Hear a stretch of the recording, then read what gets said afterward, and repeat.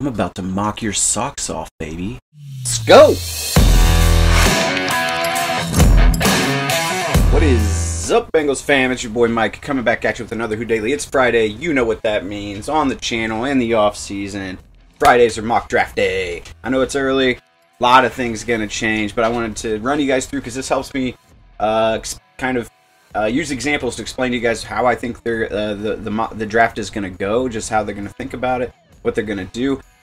I'm going to go ahead and pull up PFF. It's my preferred mock draft simulator. It gives you grades. It shows you their rankings versus average draft position, all this good stuff. But let me show you a little bit of the settings. I'm going to lean a little bit more toward the PFF draft board right now because I think people are still learning about this draft class, and the public boards aren't as good with the rankings.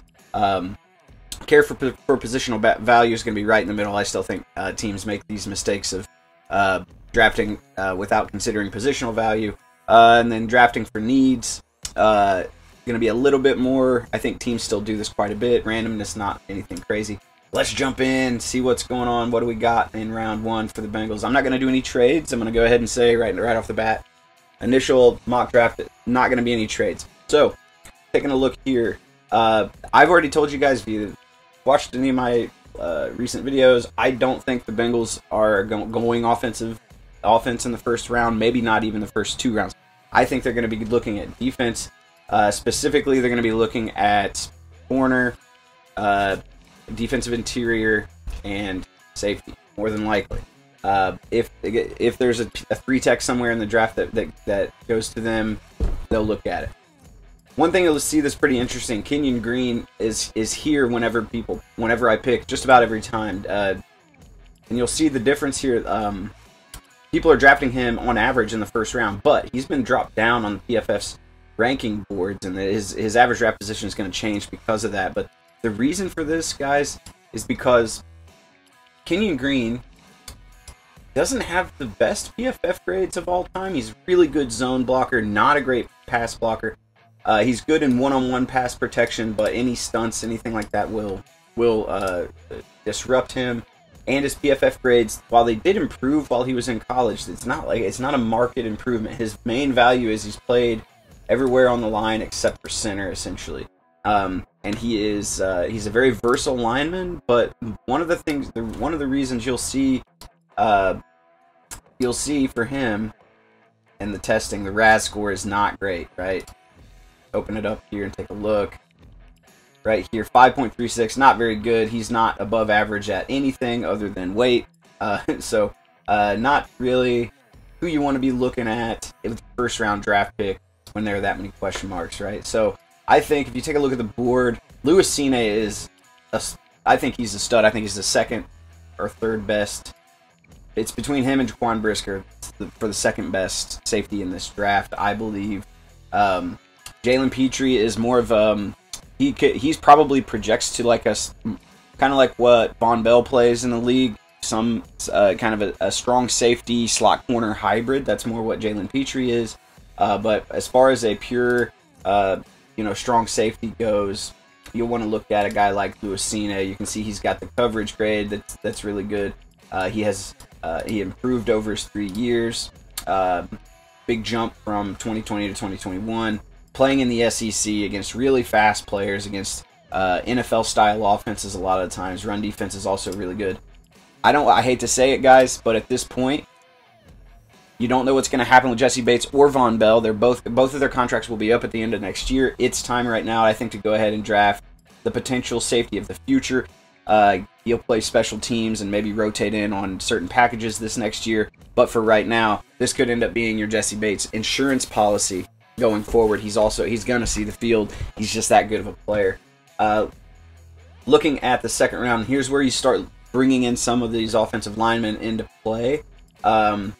You've got Darian Kennard, who I like quite a bit. He didn't test really well at the combine. In fact, his athletic testing wasn't very good at all. But look at these PFF grades. This is against SEC schools. This is wild. And he played right tackle. So you can see, even though he started off with an 89.2 grade in 2019. He still improved over the 3 years. Got up to a 91.9 grade. This guy, you know, maybe worth a flyer in the second round. He's also massive. I mean, 6'5", 345 is a big, big dude. But you got to look at some other. I really like Cameron Thomas, the edge player out of San Diego State. It's not just because I live in San Diego.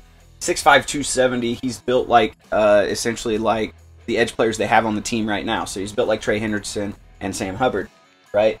But you take a look at his grades. He put up 89 point. I mean, look at this pass rush win rate, 21.1, right?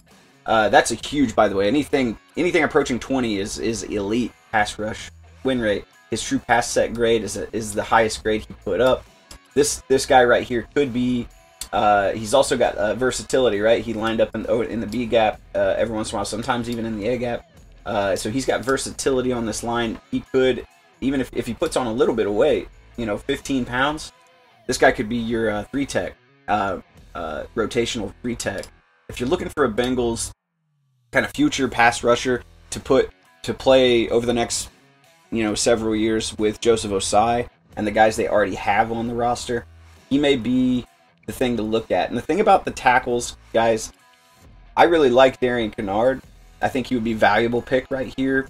But I think there are really good tackles later in the draft. I think it's a really deep class, and you can get guys. You won't be able to get a guy like Cameron Thomas later. So I'm going to go ahead and go, like I promised, I'm going to go defense in the first 2 rounds. And now's where we start looking at the value picks at offensive line. If you haven't heard of him, this guy here, Zach Tom out of Wake Forest, really, really solid prospect. If you look at him playing in a major conference, put up an 84.8 grade with a 92.1 pass block grade. Now he probably projects, because he's only 295, he probably projects to the league as a guard, just fine. The Bengals need to have guards. He played all of his snaps essentially at left tackle though, and if you look at his athletic testing, 9.66. That's really, really good. That's right along the lines of your Rashawn Slater last year. And you look at you know, 6'4", 304. Not the biggest dude, but he has elite explosiveness. That's what vertical and broad jump will tell you about his explosiveness. Agility is going to be your shuttles and your 3-cone, right? He's got elite agility, and he's fast. You know, a sub 540 right here for Zach Tom.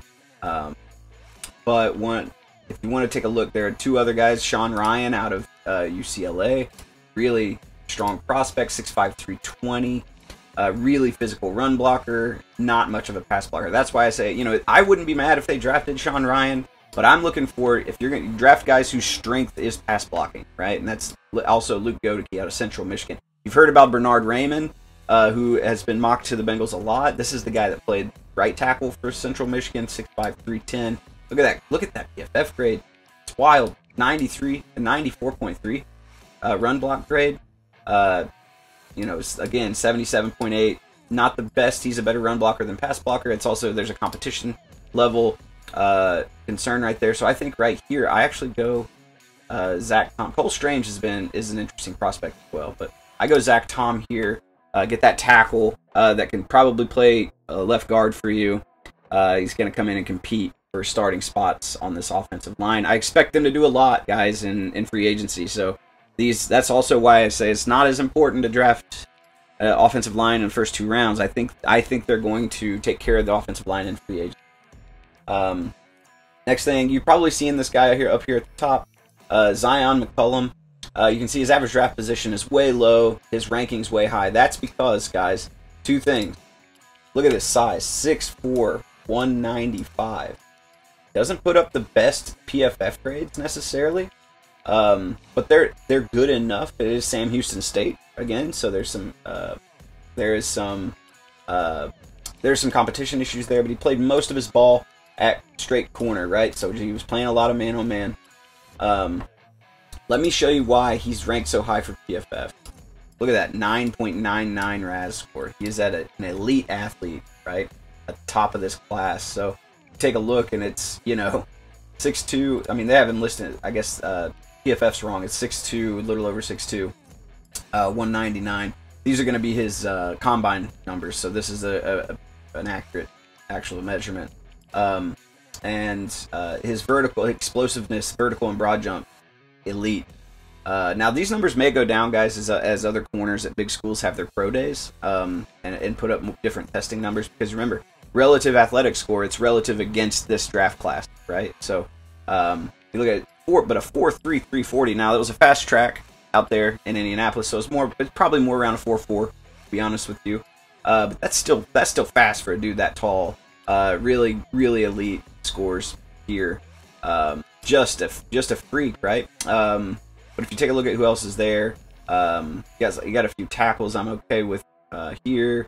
But you don't really see. I really like Jelani Woods. We'll talk about him in a minute. Cam Junger's another. He's the center out of Nebraska. Put up really good athletic testing. Had a really good combine. Moved him up forward. So if the Bengals are still looking for a center at this point, go ahead and get that guy.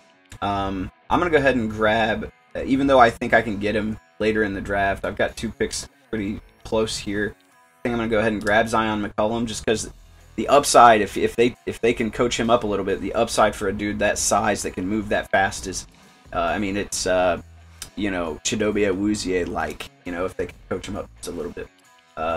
Looking at pick 137 here, Jelani Woods. Check this guy out. The Bengals may be in need to. It sounds weird because they just drafted a couple years ago Drew Sample, but they may be in need if they can't grab a free agent tight end or sign. I think they're gonna go. I think they're gonna go ahead and sign C.J. Uzomah. They still need another tight end on the roster, though. Might be a good idea to grab this guy, Jelani Woods. Right, his receiving grade 82.8, contested catch rate 61.1. That's pretty good. He's a big dude. Like I said, 6'7", 265. Just a really big guy. And if you look at his testing, they're at 9.97, right? 9.97 tight end for a tight end. For Jelani Woods, look at this guy. Okay, 6'7", 253, 24 bench reps, 4.61. Like I said, the track was a little bit fast, so he's not the fastest. He doesn't win with speed necessarily. But really good tight ends don't really usually win with speed. They win with subtleness in their route running, essentially, and that's where that really good receiving grade comes in. If you look here, look at the RAS comparison for Jelani Wood. Rob Gronkowski, Greg Olsen, Jordan King. I mean, come on, man. If he's anywhere close to any of those guys, that's my pick. That's got to be it. Jelani Woods, come on down. Welcome to the Cincinnati Bengals. Now we're going to move into pick 172 here. Cam Jungers, I talked about him. Could be a good pick here. He's still sitting around. Ranked 144 on PFF's big board.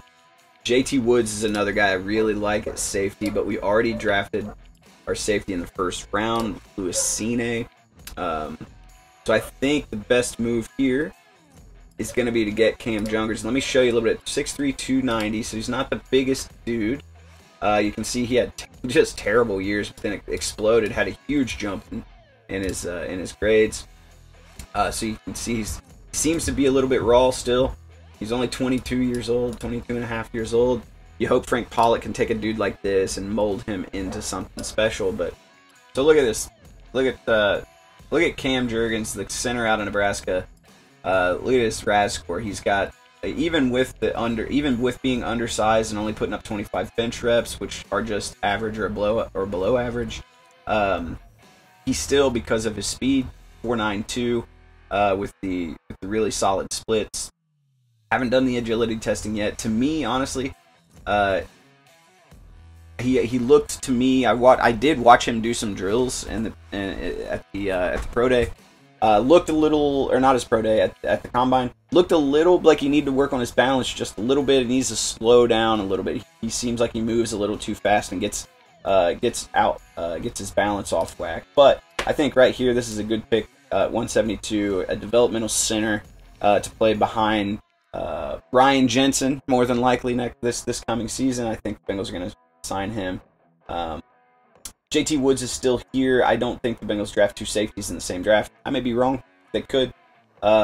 But if you take a look down through here at some of the options, you can see as we go through here, there just aren't a lot of exciting defensive players late in the draft, and that's why I've been trying to say, go offense, go defense early, go offense late, because the offensive line classes are much deeper. But I think Cade Mays may be the move right here. 6'6", 325, improved every year he was in, and he played in the SEC. So he's going up against good competition. Take a look at his RAS score. He didn't kill it or anything, but he put up a pretty decent RAS score. So 7.73. And if you look at his testing, he's not super fast, but you don't need your centers to be really, or your guards to be really fast. He's probably going to play guard in the league just because. But you can see he moves well in a short space. 3-cone drill. His agility's not bad. Not a super explosive guy, but decent agility. As far as a late round pick goes, I think Cade Mays is a pretty solid pick here. Going in at 222. Now's where you're going to start to look at.